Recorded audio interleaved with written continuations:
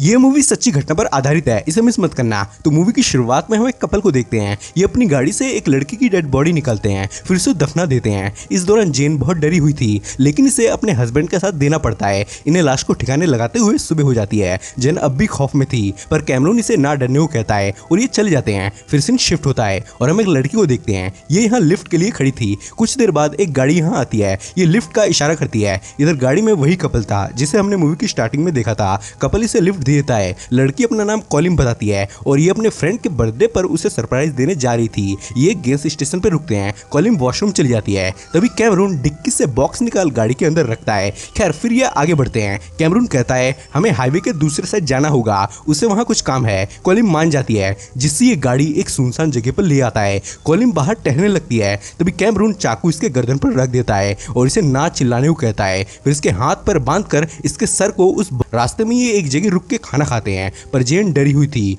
रात तक ये अपने घर पहुंच जाते हैं। फिर कॉलिन को निकाल घर के अंदर लाता है। ये इसे बेसमेंट में ले आता है। लड़की रो रही होती है। ये इसके हाथों को बांध देता है। फिर इसे चाबुक से बहुत मारता है। फिर इसके ही आगे अपने वाइफ के साथ इंटीमेट होता है। फिर इसका सर बॉक्स में डाल लाइट्स बंद कर देता है और कॉलिन रोती रह जाती है। सुबह होती है और जेन डरी हुई थी। ये कहता है डरो मत, पुलिस हमें कभी पकड़ नहीं पाएगी। कैमरून काम पे चला जाता है। इधर जेन एक धार्मिक औरत थी। इसे कॉलिन की रोने की आवाजें आती है, जिससे ये बेसमेंट में आती है। फिर बॉक्स से इसका मुंह बाहर निकालती है और पूछती है तुम्हें क्या चाहिए। कॉलिन कहती है प्लीज मुझे छोड़ दो, मैं किसी को तुम लोगों के बारे में नहीं बताऊंगी। पर जेन कैमरून से डरती थी। वो जानती थी अगर इसने इसे आजाद कर दिया तो कैमरून इसे छोड़ेगा नहीं। रात में ये काम से घर लौटता है। जेन हेडफोन लगा के अपने गॉड के गाने सुन रही होती है। ये बेसमेंट में आता है और कहता है मैं तुम्हारा मुंह खोलने जा रहा हूँ, अगर तूने चिल्लाया तो तेरी जवान खींच लूंगा, फिर कभी तू चिल्लाने लायक नहीं बचेगी। ये इसे पानी पिलाता है। फिर इस प्लास्टिक में वॉशरूम करने को बोलता है। कॉलिन वॉशरूम करती है।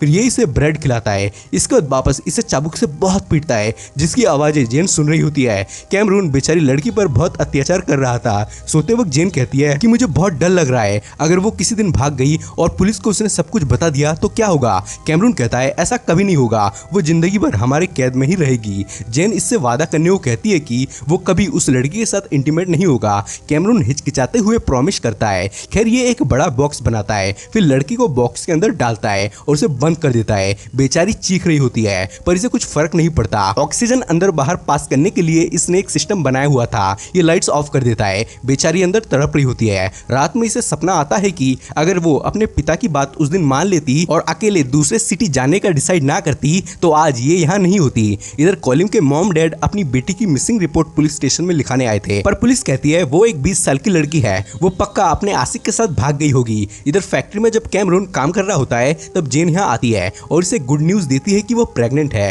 साथ ही कहती है अब हमें लड़की को छोड़ देना चाहिए क्योंकि हमारा बच्चा अब इस दुनिया में आने वाला है। पर कैमरून नहीं मानता और कहता है अगर उसे छोड़ दिया तो वो पुलिस को जाके सब कुछ बता देगी और हमें जेल हो जाएगी, फिर हमारा बुगा। क्या तुम ये चाहती हो। खैर 231 दिन बीत जाते हैं और उनके पड़ोस में एक आदमी रहने आता है जो इनसे बातें करने लगता है और कहता है कभी कभार मुझे आपके बेसमेंट में कुछ काम पड़ेगा तो आप मुझे वहां जाने की अनुमति देना। ये सुन कैमरून की सड़क जाती है, पर वो सिचुएशन कंट्रोल कर लेता है। इधर आदमी कुछ ज्यादा ही सगा बनना चाहता था। ये कॉलिन के पास आता है और इसे सिलेवरी के बारे में बताता है कि एक कंपनी ने तुम पर कई दिनों तक नजरें गड़ाए हुआ था, फिर अंत में हमने तुम्हें पकड़ लिया। मैंने तुम्हें $500 में कंपनी से खरीद लिया है। ये इसे सिलेवरी का एग्रीमेंट भी दिखाता है और कहता है अगर तुम मेरी बात नहीं मानोगी तो कंपनी के लोग तुम्हें किसी और को बेच देंगे और वो आदमी मुझसे भी बुरा होगा। ये इसे एग्रीमेंट में साइन करने को कहता है। कॉलिन रोते हुए साइन कर देती है। कैमरून कहता है जेन भी एक स्लेव ही थी, पर वो मेरी हर बात मानती थी, इसलिए मैंने उसे अपनी वाइफ बना लिया। मैं तुम्हें भी एक दिन अपनी वाइफ बना लूंगा और स्लेवरी से आजाद कर दूंगा। इधर कॉलिन को इसकी बातें सच लग रही थी और वो अपने किस्मत पर रो रही थी। खैर ये इसकी गले में स्लेवरी का पट्टा डालता है और कहता है तुम एक रजिस्टर्ड स्लेव बन चुकी हो। ये इसे खुद को मास्टर कहने को बोलता है और अपनी वाइफ को मैम, और कहता है मैं जब कमांड दूं तब तुम एक बार में ही कमांड सुन लेना। ये इसे अटेंशन कहता है, जिससे ये इसके आए खुद को डिस्क्लोज कर लेती है। कैमरून इसे छूने लगता है। इसकी नीयत ठीक नहीं थी। तब इसकी वाइफ यहाँ आ जाती है। जब ये पोछा मार रही थी तब इसे एक बाइबल मिलती है। तभी जेन यहाँ आ जाती है और अपनी चीज हाथ ना लगाने को बोलती है। कॉलिन कहती है आप भी क्रिश्चियन है। ये कहती है अपने काम से काम रखो, मेरी नजरों में तुम्हारी कोई वैल्यू नहीं। एक दिन नेवर कहता है तुम्हारे घर के विंडोज हमेशा क्यों क्लोज रहते हैं। कैमरून से अपने काम से काम रखने को बोलता है। फिर अपनी वाइफ को कहता है हमें अपना घर बदलना होगा क्योंकि इनका नेबर घर में ताका झाकी करता था। ये अपना घर बदल लेता देते हैं और अब इनका घर एक वीरान जगह पर था। एक रात जेन का डिलीवरी का वक्त आ जाता है, पर कैमरून हॉस्पिटल में ले जाने के बजाय इसकी डिलीवरी घर पर ही करता है। फिर से बॉक्स से बाहर निकलता है और कहता है इसको बेटी हुई है। ये बच्चा देख बहुत खुश हो जाती है और इसे प्यार करने लगती है। इन्होंने बच्चे का नाम एम्बर रखा था। ये इसे वापस बॉक्स के अंदर घुसा देता है। इधर अब इसे भी अंदर रहने की आदत लग चुकी थी।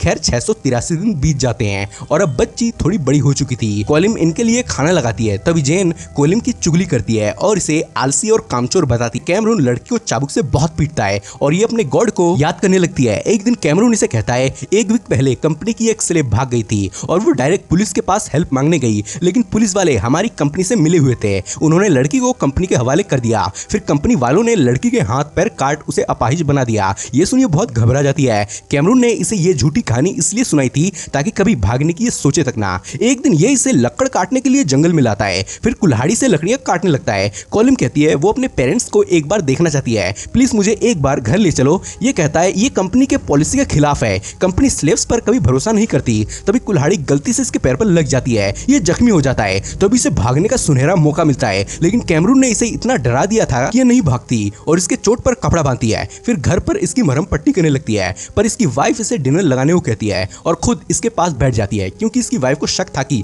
कैमरून लड़की से प्यार न कर बैठे। खैर रात में ये कॉलिम को बॉक्स के अंदर से निकलता है और उसके साथ इंटीमेट होने लगता है, जो देख इसकी वाइफ गुस्सा हो जाती है और इससे लड़ने लगती है। वो कहती है तुमने वादा किया था कि तुम कभी उसके साथ इंटीमेट नहीं होगे। कैमरून इसे समझाने की कोशिश करता है, पर ये गुस्से में बाहर चली जाती है। खैर 1395 दिन बीतता है और इनके घर अब भी कॉलिम स्लेवरी का काम कर रही थी। तभी ये देखती है कि बच्ची कितनी बड़ी हो चुकी है, टाइम कितना ज्यादा बीत चुका है। इधर काफी साल बीत गए थे इसे यहाँ रहते हुए। एक दिन पूरी फैमिली कहीं घूमने जाती है और ये बेचारी बॉक्स के अंदर कैद होती है। कुछ देर बाद इसे एक सपना आता है जिसमें ये फादर से पूछती है मेरे साथ ये अत्याचार क्यों हो रहा है। फादर बोलता है गॉड तुम्हें कष्ट देके आजमा रहे हैं कि कहीं कष्ट होने पर तुम गॉड को तो नहीं भूल जाओगी। इसे बहुत अजीबोगरीब सपने आते हैं। सपने में ये पानी में भी डूब रही होती है, जिससे घबराकर ये बॉक्स तोड़ देती है। फिर जब ये घर आता है तो कैमरून बॉक्स चेक करने आता है और देखता है बॉक्स टूटा पड़ा है। इसे लगता है वो भाग गई, पर फिर भी ये उसे घर में ढूंढने लगता है, पर ये भागी नहीं थी। ये बॉक्स को रिपेयर करता है और वापस इसे अंदर डाल देता है। फिर ये बाइबल पढ़ता है और अपनी वाइफ को बताता है कि बाइबल एक आदमी को ज्यादा औरतें रखने की इजाजत देता है, इसलिए मैं अब कॉलिम के साथ इंटीमेट होऊंगा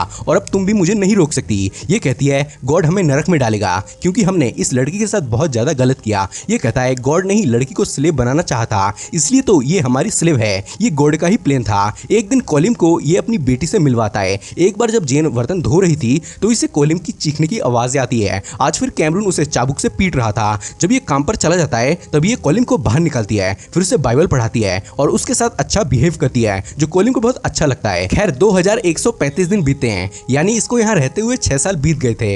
एक रात ये कॉलिम के साथ इंटीमेट होता है और कहता है गॉड ने ही तुम्हें मेरा स्लेव बनाया ताकि हम दोनों मिल सकें। देखना एक दिन मैं तुम्हें अपनी वाइफ भी बना लूंगा, फिर हम बहुत सारे बच्चे पैदा करेंगे। ये कहती है अगर तुम्हारी बेटी को कोई स्लेव बनाए तो कैसा लगेगा। ये कहता है वो उन्हें जान से मार डालेगा। ये कहती है तो सोचो मेरे डेट को अभी क्या फील हो रहा होगा। खैर वक्त बीतता है और जेन इससे अच्छा बिहेव करने लगी थी। एक दिन ये सब गेम खेल रहे होते हैं, तभी यहाँ कैमरून आ जाता है और कॉलिम को डिनर लगाने को बोलता है, पर जेन बीच में टोकती है और पहले गेम को खत्म होने को कहती है, जो सुन इसकी सड़क जाती है और ये जेन को बेडरूम में ले जाता है। फिर चाबुक से उसे बहुत पीटता है। 2310 दिन बीत जाते हैं और कैमरून को इससे प्यार हो गया था, जिससे ये इसे उसके घर ले जाने को तैयार हो जाता है। पर पहले इसे अपनी वफादारी का टेस्ट देना था, जिसमें ये इसे बंदूक देता है और खुद को शूट करने को बोलता है। कॉलिम बहुत घबराती है, पर वो खुद को शूट कर देती है, पर बंदूक में गोली नहीं थी और ये वफादारी के टेस्ट में पास हो जाती है, जिससे ये उसे घर ले जाने लगता है। कॉलिम बहुत खुश होती है। ये इसे घर ले आता है, पर कोई होशियारी ना करने को बोलता है। कॉलिम मान जाती है। फिर ये अपने फैमिली से मिलती है। ये 7 सालों बाद अपनी फैमिली से मिल रही थी। अपनी बेटी को 7 सालों बाद देख पूरा परिवार खुश था कि फाइनली उनकी बेटी उनसे मिलने आई। एक रात ये यहीं रुकती है। इसकी सिस्टर पूछती है तुम अचानक 7 सालों तक कहाँ गायब हो गई थी, पता है हम पर क्या बीत रही थी, कम से कम एक फोन तो कर देती। कॉलिम इसे कुछ नहीं बताती क्योंकि वो डर रही थी। नेक्स्ट मॉर्निंग भी ये इससे वही बात पूछने लगती है, पर अब भी ये कुछ नहीं बोलती। तभी कैमरून इसे लेने आ जाता है और खुद को कॉलिम का बॉयफ्रेंड बताता है। ये कहता है ये दोनों जल्द ही शादी करने वाले हैं। खैर ये इसे वापस ले आता है और इसके साथ इंटीमेट होता है। तभी इसकी वाइफ यहाँ आ जाती है। खैर नेक्स्ट मॉर्निंग वाइफ इसे छोड़ के जाने लगती है क्योंकि ये और बर्दाश्त नहीं कर पा रही थी कि इसका पति किसी और के साथ सोए। जेन चली जाती है, जिससे ये जेन का गुस्सा इस पर उतारता है और इसे बेसमेंट में बंद करके कहीं चला जाता है। इधर बारिश का पानी बेसमेंट में आ रहा था। खैर जेन यहाँ आ जाती है और इसे बाहर निकालती है। इसे ये अपने घर जाने को बोलती है और कहती है स्लेवरी कंपनी की बात झूठी थी, कैमरून तुम्हें बेवकूफ बना रहा था। तुमसे पहले भी उसने एक लड़की को स्लेव बनाया था, फिर उसे जान से मार डाला था। सीन शिफ्ट होता है जब कैमरून कैमरून यहाँ आता है तो ताला खुला पाता है। फिर हमें बताया जाता है कैमरून को 104 साल की जेल हो गई और कॉलिन